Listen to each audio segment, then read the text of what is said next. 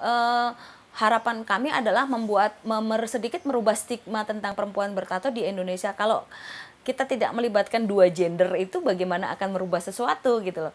Jadi perempuan itu hanya sebagai media kami, bahwa kami adalah perempuan yang mempunyai tato yang juga sama dengan laki-laki, bahwa tidak ada gender di dalam tato sebenarnya.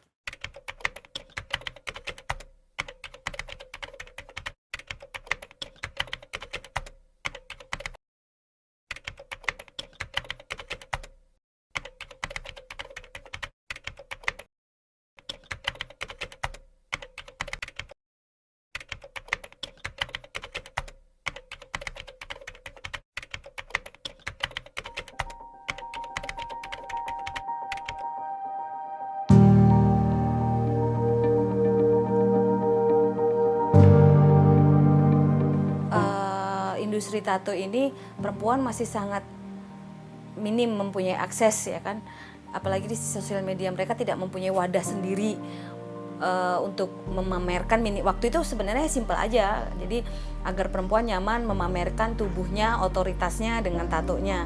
Akhirnya saya membuat PTI di sosial media.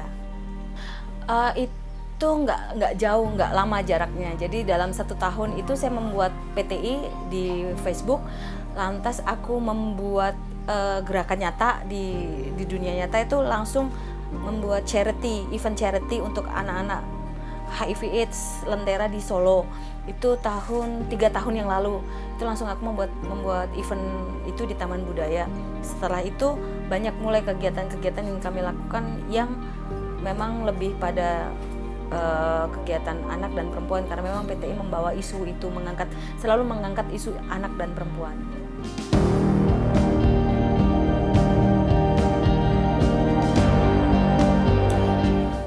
Kegiatannya itu tadi, kami membuat satu kolektif bersama yang tadi aku bilang, ada Oma Kreatif. Itu kami bergerak di bidang pendidikan anak-anak, pendidikan alternatif anak-anak yang melibatkan perempuan juga di situ. Perempuannya siapa? Yang tentunya adalah orang tua si anak.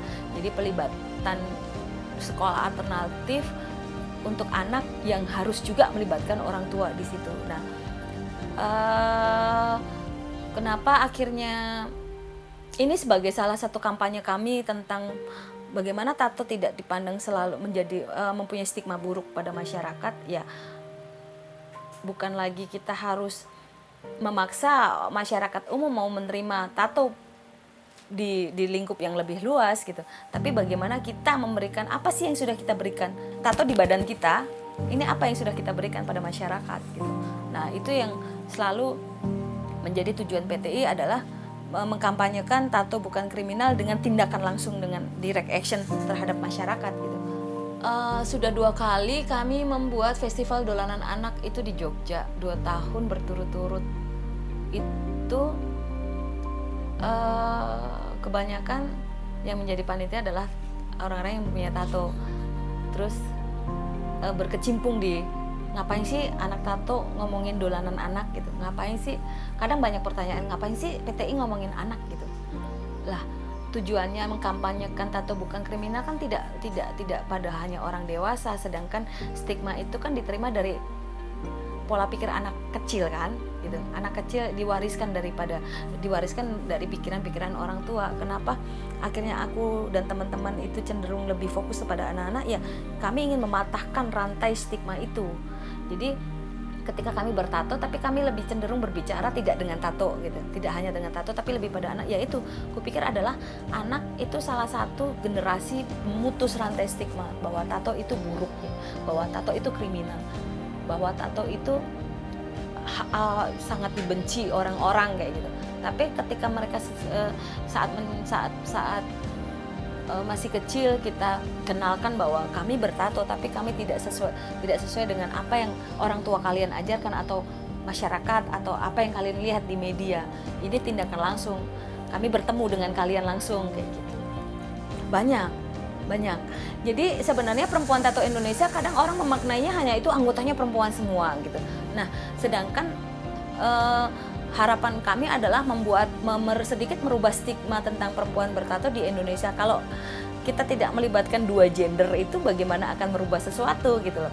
Jadi perempuan itu hanya sebagai media kami, bahwa kami adalah perempuan yang mempunyai tato yang juga sama dengan laki-laki, bahwa tidak ada gender di dalam tato sebenarnya.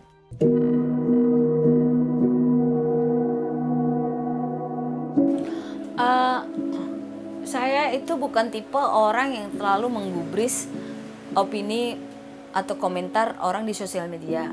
Menurut saya berdiskusi atau membenarkan atau menyalahkan komentar mereka di sosial media juga tidak bijaksana menurut saya. Itu tadi yang saya bilang adalah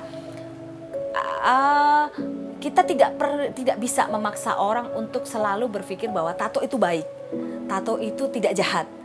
Sedangkan media mainstream menggambarkan adalah tato itu buruk gitu. Jadi tidak balance. Jadi aku selalu membiarkan orang akan beropini apapun tentang tato, termasuk dengan saya, ya terserah mereka. Saya tidak punya kepentingan untuk menjelaskan kepada satu-satu orang. Saya lebih senang ketika opini itu muncul, opini jelek itu muncul, tapi saya juga melakukan hal yang kontradiktif dengan cara mereka berpikir. Ya biarin aja, itu adalah problematika di masyarakat. Akan ada opini baik dan opini buruk, itu akan tidak bisa kita cegah. Dan saya memaklumi itu, masyarakat akan selalu menganggap bahwa tato itu buruk, cewek yang bertato itu nakal ataupun apa, ya itu wajar. Tapi bagaimana nanti kita yang akan menghandle itu semua, ya dengan cara apa yang bisa kita lakukan. Tapi kalau kamu tidak melakukan apapun dalam konteks bermasyarakatmu, ya jangan harap stigma itu akan pergi darimu gitu. Itu tetap akan ada, akan mengikutimu selama kamu hidup itu. Kalau aku secara pribadi belum pernah, tidak secara langsung ya, maksudnya aku tidak tahu ketika orang melihat saya berpikir seperti apa, kan aku tidak tahu. Tapi secara langsung diucapkan secara verbal, secara tindakan, saya tidak pernah mendapatkan stigma itu. Tapi nggak tahu ya dengan cara berpikir orang seperti apa, kan kita tidak bisa menebak isi kepala orang. Tapi kalau aku secara langsung, secara verbal, secara tindakan, saya tidak pernah mendapatkan stigma itu.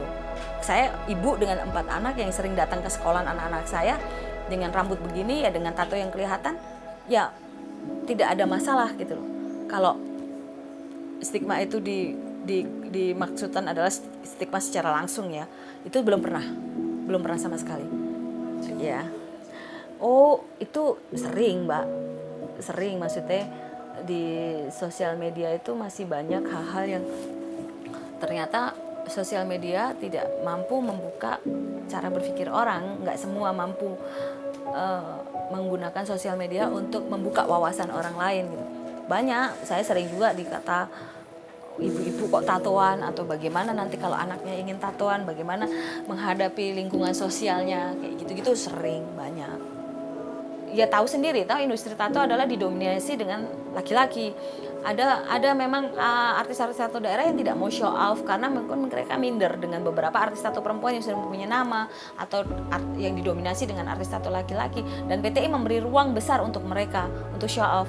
Ya, aku tidak pernah melihat bahwa karyamu jelek atau tidak. Ya itu kamu perempuan, kamu melakukan hal yang di luar kebiasaan masyarakat secara normatif, bahwa perempuan kok artis tato sih gitu. Padahal mereka tidak tahu bahwa di industri tato ketika kita berbicara nominal itu sangat membantu sekali untuk kehidupan, apalagi perempuan-perempuan yang single parents kayak gitu. Apa ya? Saya suka Patrick.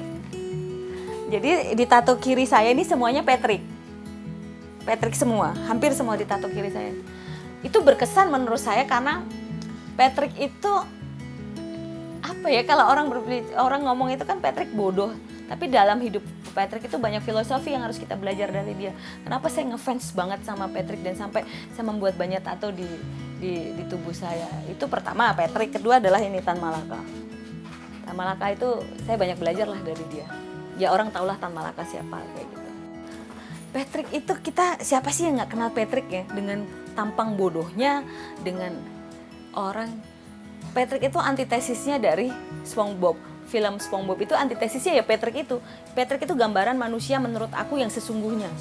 Dia tidak perlu melihat orang itu baik, buruk, pinter, bodoh. dalam pikiran dia bagaimana dia memanusiakan manusia. Menurut aku itu yang kadang-kadang sering kita lupakan. Kita terlalu berpikir bahwa melabelkan diri kita menjadi manusia baik atau tidak itu kan masih sangat penting ya buat manusia, ya mungkin buat saya sendiri itu masih penting. Tapi menurut aku Patrick tidak, dia tidak butuh pelabelan apapun, dia tidak butuh moralitas yang berlebihan. Yang dia butuhkan adalah bagaimana memanusiakan manusia. Menurut aku seperti itu Patrick.